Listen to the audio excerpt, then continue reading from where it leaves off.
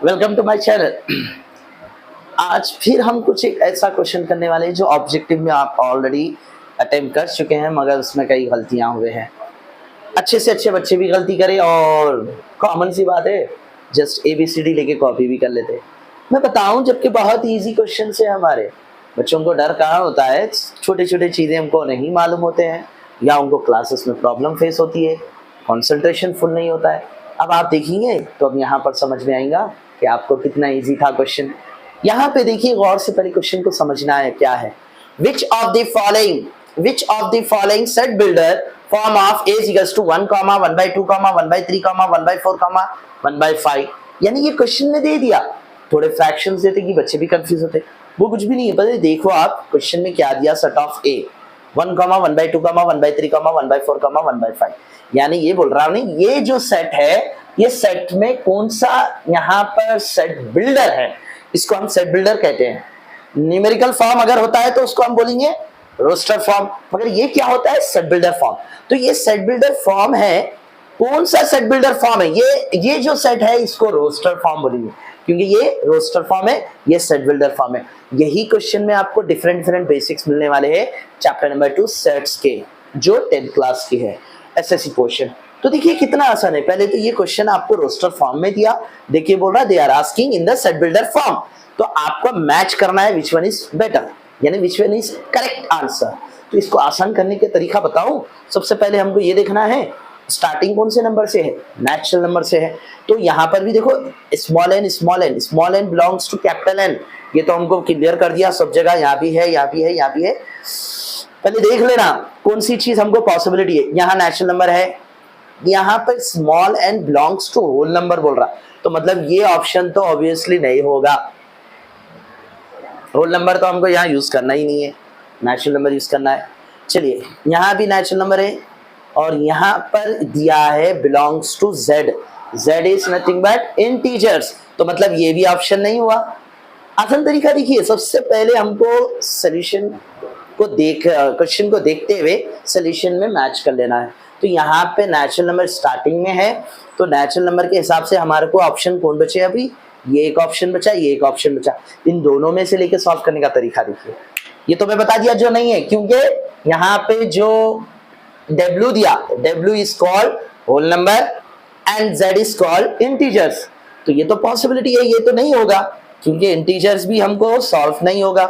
Integers में क्या होता है, पॉजिटिव नंबर +1 +2 -1 -2, ये है, तो ये नहीं हो सकता, क्योंकि वहां पर पॉसिबिलिटी नहीं है नेगेटिव नंबर की। होल नंबर स्टार्टिंग फ्रॉम 0 0 1 2, मगर हमारा स्टार्टिंग 1 से है, तो ये भी ऑप्शन रॉन्ग है। अब हम सॉल्व करेंगे किसको, देखेंगे सॉल्व करके। पॉसिबिलिटी ये है, सबसे पहले फर्स्ट वाला देखेंगे 1/, पहले तो हम इसको क्या करेंगे, अच्छा चलिए 1/n, यानी 1/n को सॉल्व करना है, तो हम क्या करेंगे, n की वैल्यू क्या लेना है हमको, नेचुरल नंबर 1 2 3 4 5। नेचुरल नंबर हम 1 से लेके 5 तक ले लिए, क्योंकि यहाँ पर सॉरी यहाँ पे क्या बोला है, लेस देन 5, ये भी बहुत इंपॉर्टेंट चीजें हैं जो समझने के लिए। लेस देन यानी क्लोज है यहाँ पे, लाइक दिस, तो ये क्लोज है, तो ये क्लोज पार्ट जो होता है लेस देन होता है, तो ये लेस देन में आपको 5 से कम लेना है, यानी 5 बड़ा है, उससे कम वाला नंबर 4 है, तो ये सब्स्टिट्यूट करके देखेंगे हम यहाँ पर क्या होगा। 1/1 1 आंसर, 1/2 आ गया आंसर, फिर 1/, यानी आपको पहले 1/1 1 आया, फिर 1/2 1/2 आया, फिर 1/3 आया, 1/4 आ गया। यानी n की जगह पे मैं एक बार 1 लिखा, 2 लिखा, 3 लिखा, 4 लिखा, ये हमारे आंसर्स आ गए। तो ये जब आंसर्स आ चुके हैं तो इसको करना क्या है, वो चीज देखिए। अब मेरे को 1/4 तक आ गया, मगर मेरे पास क्वेश्चन क्या है, 5 तक है, और क्वेश्चन के हिसाब से जा रहा हूं मैं।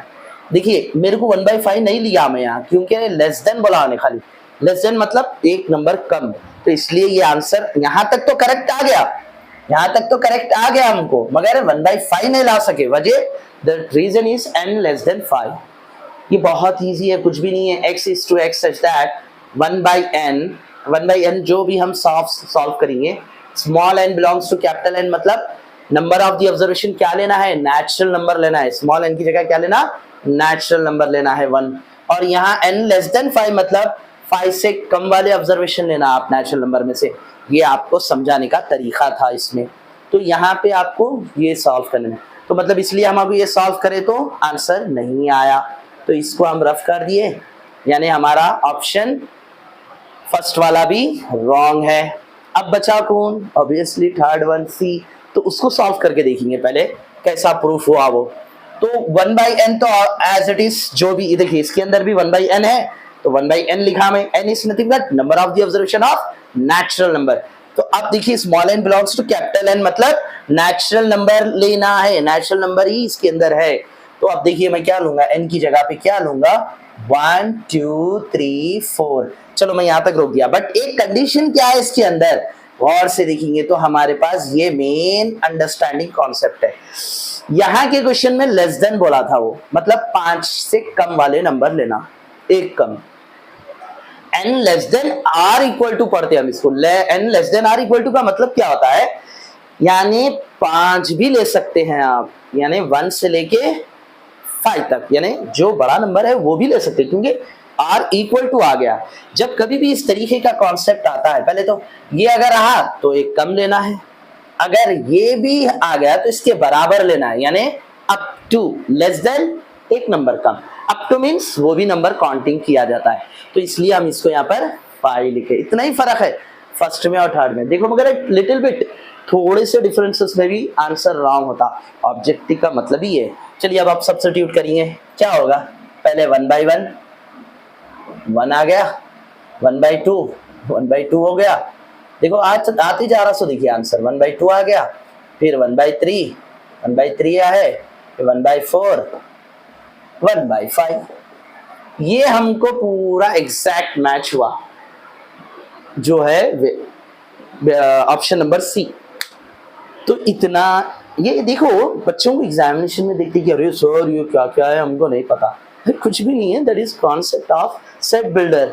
सेट बिल्डर को स्टेटमेंट्स में शॉर्ट फॉर्म में लिखने का तरीका, सेट्स को शॉर्ट फॉर्म में लिखने का तरीका सेट बिल्डर फॉर्म होता है।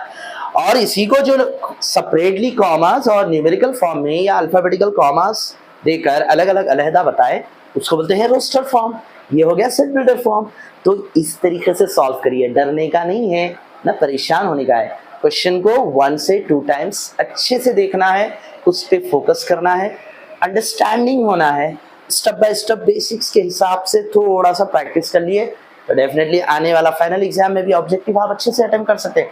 कौन से भी एग्जाम्स होने दीजिए, मॉक टेस्ट, एमसेट, नीट, ऐसे कई एग्जाम्स है जिसमें आपको यहाँ पे हेल्पफुल है, ये टाइप के क्वेश्चंस हेल्पफुल है। Right on fast.